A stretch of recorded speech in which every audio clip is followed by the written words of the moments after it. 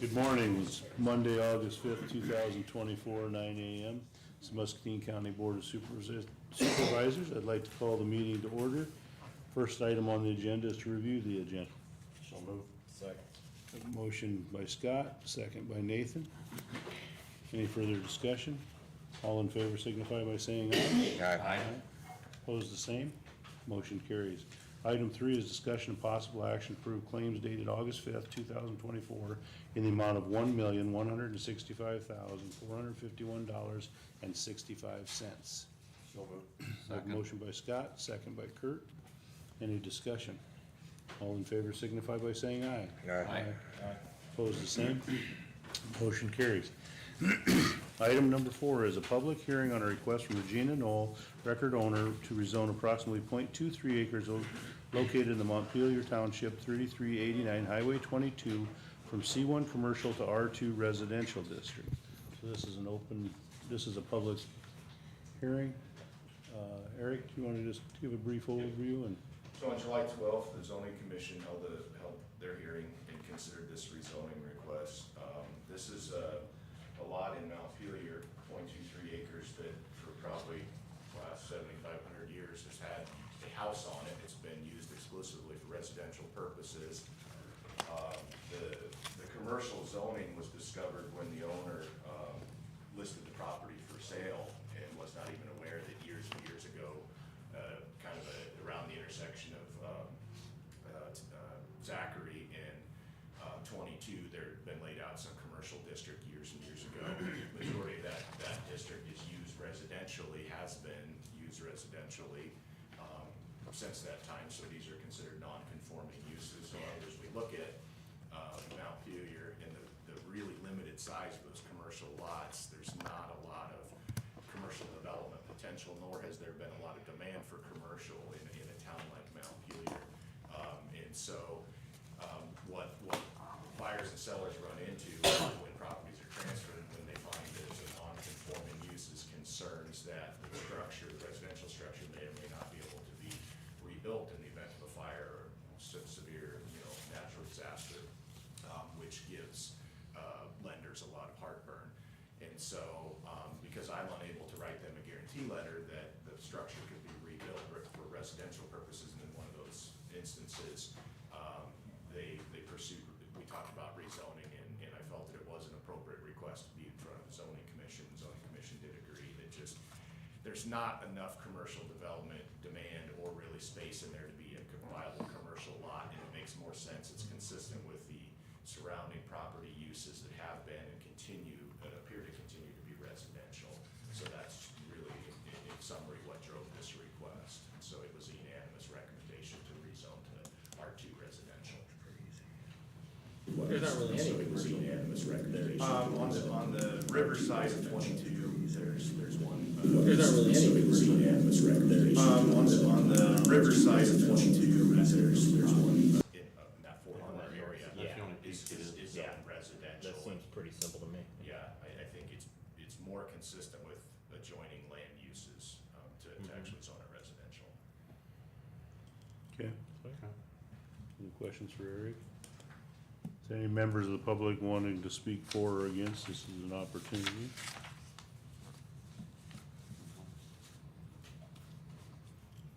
Move to close. I have a motion to close the public hearing by Nathan, a second by Scott. This is a roll call vote. Scott? Aye. Nathan? Aye. I vote aye. Danny? Aye. And Kurt? Aye. Public hearing is now closed. Next item is discussion of possible action to approve an ordinance rezoning approximately .23 acres of Montpelier from C1 to R2 on the first of 3 readings. I move to approve. I have a motion by Scott. speak? No, unless you want me to. No. I think you're good. You're good. I think you're gonna get it. Okay, thank you so much. I'll I have a motion by Scott, second by Danny. Any further discussion? This is a roll call vote. Scott? Aye. Nathan? Aye. I vote aye. Danny? Aye. And Kurt? Aye. Motion carries. So Eric, we just wait for the other people to ask it for those other. Okay. Item number 5 are items with Mike Nolan, Horizon Architecture. Good morning, Michael. Morning. 5A is discussion of possible action to approve an updated master agreement for all service orders. So you have in front of you essentially, we worked through this with Jim last year, and since the only change really this year is added one position. So I have, Lena is now a registered architect, so we added one rate schedule to the hourly rate. Otherwise, essentially in accordance with what we had negotiated last year. So just looking to get that updated and getting ready for our next round of projects. I'd move.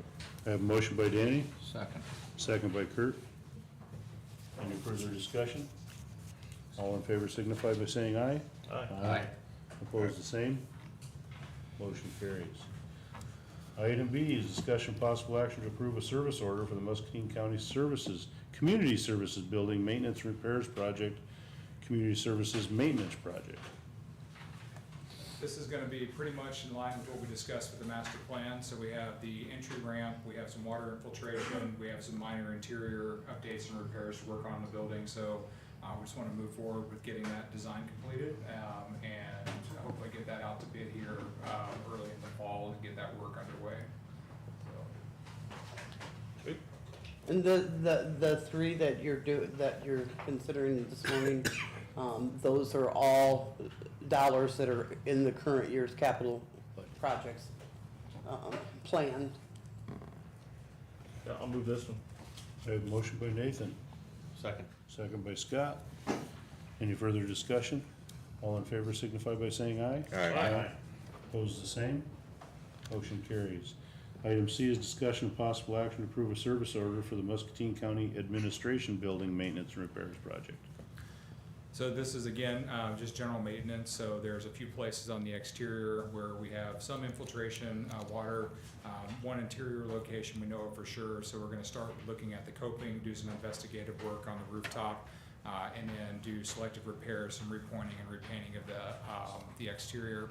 There's a couple of places on the alley, there's a little retaining wall, that just needs a little bit of attention, so this is just basically stuff that we need to do every few years, but just getting the building tidied up. I'd move. I have a motion by Danny, Second. second by Kurt. Any further discussion? All in favor signify by saying aye. Aye. Opposed, the same. Motion carries. Item D, discussion possible action to approve a service order for the Muscatine County Jail and Deputies Quarters Maintenance Project. So this is a little bit of a catch-all, so we have one door inside the secure facility that is basically at the end of its service life that needs to be replaced. So we'll work with Oscar and his staff to replace that door. There's two areas that they wanted to add in, basically better access for some mechanical chases. Currently they've got smaller 2x2 panels, just looking for something big enough for a step over. So again, those will be coordinated for locations and exactly where those will go. We have a conditioning, wanted to add some air conditioning into the south lobby by the booking area, and then at the deputies' quarters, adding some sidewalk and exterior paving. I'll move. I have a motion by Danny, Second. second by Nathan. Any further discussion? All in favor signify by saying aye. Aye. Aye. Opposed, the same. Anything else this morning, Mike? Just a quick update, so we're gonna have a pre-construction meeting for the exterior insulated panels on the jail, the project. We've just been awaiting delivery of that material, so we're hoping to see that project get started here in the next couple of weeks. Originally, it was slated for late July, delivery of materials. Talking with Tyler Henley, they haven't received the materials yet. It just makes sense, once they get those in, they'll be able to move pretty quickly on that, so that project will be moving along. We'll have some updates to talk about on the courthouse roof replacement, so that project is moving along. There's just some conversation back and forth, things that we know about with the existing system, the roof battens and deck system on that we're working through with the contractor and just doing some additional structural evaluation. I anticipate we'll have basically a proposal to do some pull-out testing on some fasteners and things like that for your discussion and consideration hopefully next week. Working with Terracon to get that work done. We have a few paths forward on that, primarily looking at making sure we have our comfort level with what's installed in place there. Nothing that should affect the contract currently with Renaissance, unless we find something that we're concerned about. Generally just kind of dotting our I's and crossing our T's on what we're finding as we go through. So this will be Terracon come in and sample just to make sure that the we're planning to go over the old system, but it's just to make sure that we believe it's fastened properly and we Absolutely. won't have any issues. Yeah, so there's been, obviously concerns that were expressed and or caveats in the contract from Renaissance Roofing. We understand where they're coming from, so we've discussed the best way forward. And our recommendation is to, let's make sure that we're comfortable with the existing substrate, which has probably been there, I think we've decided, over 50 years now. Just make sure everybody's comfortable with that. Renaissance's preference would be to tear everything off and go back to the beginning. We're not convinced that that's necessary, so we just want to get you the information to make a good decision on that. So Yeah, that would be a pretty significant effort. that's our concern, yes. Yeah. Okay, anything else, Mike? Has a conversation with Katie Hammond of the Conservation Board, so following up on the remainder of the funding that was allocated to start to look at their facilities and do a little bit of master planning with them. So Katie's currently on leave, and I'll be out for a few weeks, but we're gonna get together towards the end of August. Also asked me to go take a look at the potential facility, so we're gonna be following up some of that work here. Good. So then, is the plan there that you'll have something similar to what the board has, that larger document with all their facilities listed with kind of a condition and state? Absolutely, yeah, we would look at that more or less as an addendum or add a chapter onto the current master plan. Very good. Okay. Thank you, Mike. All right, good. Anything Good else, to hear. Mike, this morning? Good.